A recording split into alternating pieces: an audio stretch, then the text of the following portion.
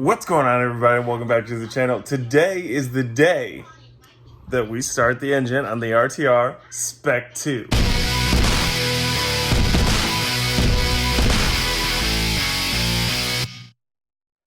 So this here is the piece that mounts on the back of the transmission, helps hold everything in place. We can see that it's kind of soggy, and this leads to what I'm told sloppy shifts, or why you have that bad second to third shift in a S550 Mustang. This is what we ended up getting to try and improve that.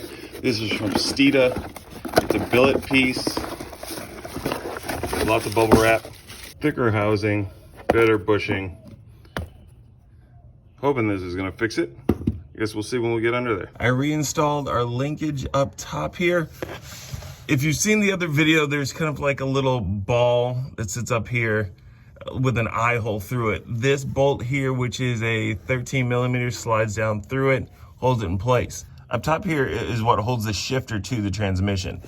Since this here won't line up fully until we get the transmission lifted, I went ahead and I put the bracket on here, our transmission brace, held on with 15 millimeter bolts. And I'm going to get a jack underneath and start jacking it up to get it here in this point. Once we do that, we'll be able to slide that bolt in, hold this in place, and then we'll mount our Steeda rear shifter mount. Mount in place. We have our linkage as well as the front bracing. So what we need to do now is back up to where things are in focus. There we go. And we're gonna start putting on the Steeda bracket. So I took out the bushing from the bracket, slide it up and over here, get it in there as seated as I can. Now what we're gonna do here is we're gonna take the bracket, start sliding it up here. Might help if we get our nuts out the way. Start sliding this up here, lining it up, pushing it up in there as far as I can. I'm gonna start putting my bolts in here, my nuts up onto these bolts, tighten it down, and then we'll see how it looks. There we go. We got the new Steeda mount mounted on the back of the shifter. We won't really know how it performs until we get this thing on the ground and start driving it again, but it looks fancy. I have the drive shaft in, got my 3 bolts up there, got my center bracing in here since it is a 2-piece drive shaft, and we do have it matted up to the rear end. There is 1 bolt up in there, as you can see, that I don't have fully tightened down yet. However, I won't be able to do that until I lift the back end off the ground and I'm able to turn those wheels. I figured I'd show you guys. I need to reattach, of course, the steering rack. Now, it said to put a line on here, which I did, which will line up with the top, but also one thing you need to know, down here at the bottom, there's a notch where it attaches the actual rack, where the bolt slides through. So there's only one way that you can put that. The bolt only enters from one side, so you'll be good. Just picked up the 18 to 20 intake manifold from somebody off of Facebook. Got this for 320 bucks. It's brand new. All the gaskets and everything on here are good. So this appears to be a good purchase. So we're gonna go ahead and get this on the car right now. Right, Gabs? Yes. You seem overjoyed. We have the throttle body mounted on here already. This ring here is just so it fits up to the GT350 intake. It's fine. Everything looks like it's ready to go. We're not doing any type of deletes on this. I don't know if I showed this already, but when we got some of our parts from Lethal Performance, I did get the new wiring harness to adapt this. So it comes with about 3 or 4 different pieces here. Looks like 3 different pieces to connect everything up the way it needs to go on there. So we'll be doing all of that as we swap this over. We'll slowly set this here over this way so we can plug in our stuff. Let's hope there's only one way to plug this stuff up, right? There's still some fuel in here. Good. I should have checked that.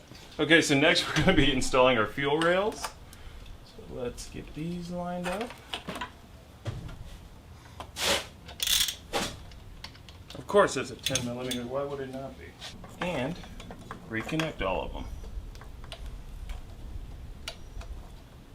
I had tiny fingers. And we shall reconnect the fuel line. There we go. Push in, lock her in place. Come back in here now and install these fancy little covers. See here. I'll use you know. As well as this to hold the hose line in. Maybe this is the way it went. This brake booster line there, hose bracket there. There we go. We're going to take our PVC line, connector back in here, and then it is going to be, oops, I trapped it. Okay, got it. We're good. We're going to be connecting that right here. Now I will be getting some type of oil catch can eventually, but for right now I don't have it, so let's connect it up the way that's going to be for now. Next we're going to be taking the vacuum line and attaching it here to this port. So the tube's on there, not going to lie, I put a little assembly lube on there to help me slip this thing into place, but it's on there. To remove my purge solenoid here, because it's going to go into the new setup that we have over there. Next here I have a piece of hose that was left over from the drift car. At least that's what I hope it was for, because I just went ahead and cut it. We're going to attach that here, and then it'll run back to this hose. Okay, so I wasn't recording any of that. Okay, so I got all my lines connected over here. For our purge valve, we have to connect that over here, and then we're going to run a line from this over to this little nub right here.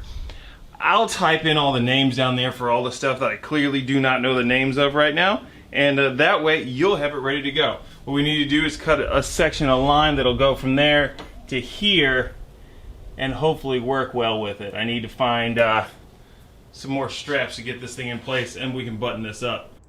I keep going through camera batteries like crazy. So we're on the phone again. I have to get a new intake Plenty cover. So this is the one that goes with the 15 to 17, but it will not, as you can see, fit because of our stuff back there. So I do need to get the new intake cover for this. So I'm gonna be, I guess, going to my old friends on Facebook and seeing if anybody's got one. We wanna start getting ready to do the initial start up break-in period, which is gonna be 20 to 30 minutes fluctuating between 2,000 to 3,000 RPM. To do that, I wanna try and do some break-in oil with it for the first 500 miles. So I went ahead and I got an inexpensive Fram oil filter, got some STP oil from AutoZone. This stuff was like, I want to say $16.35, $16.75 for each one of these. And then we got some Lucas Oil TB Zinc Plus engine break-in additive. So we're going to add the entire bottle to this. After about 500 miles, we're going to go ahead and change out the oil and put in my typical Pennzoil Platinum with my K&N oil filter, and we're gonna run the car like that. But before we do that, we need to get the oil engine in here, get our tune set up and all that. So let's start with this. Fram oil filter is in place here on our new sandwich plate. So let's go up top now, and is that oil on it? Yeah, that's for me. So let's go up top now and start putting in the oil. Check down here, make sure there's no leaks, everything is good. Same goes for up in here on the pan, on the front of the cover.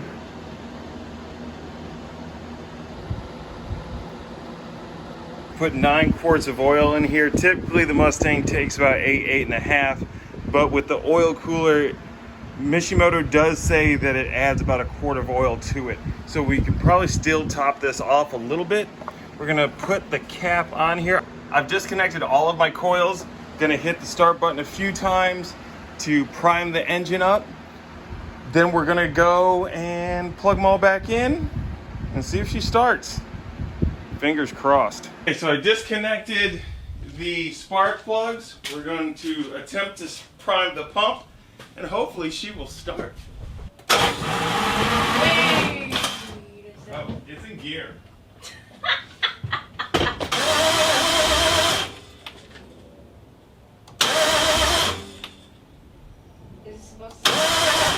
It's clicking.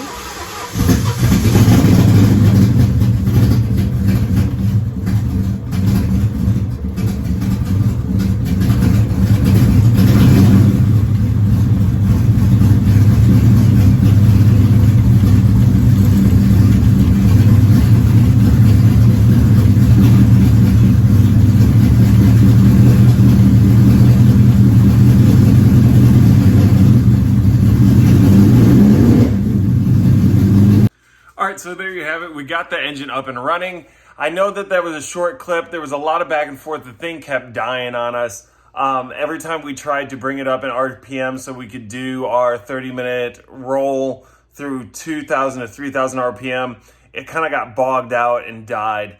I really feel that we need the tune to operate this car the way that we need to, and that's really the only way we're going to be able to really break it in, get it to the 500 miles. So I will be getting a tune. Right now I'm looking at getting my tune done by Lund.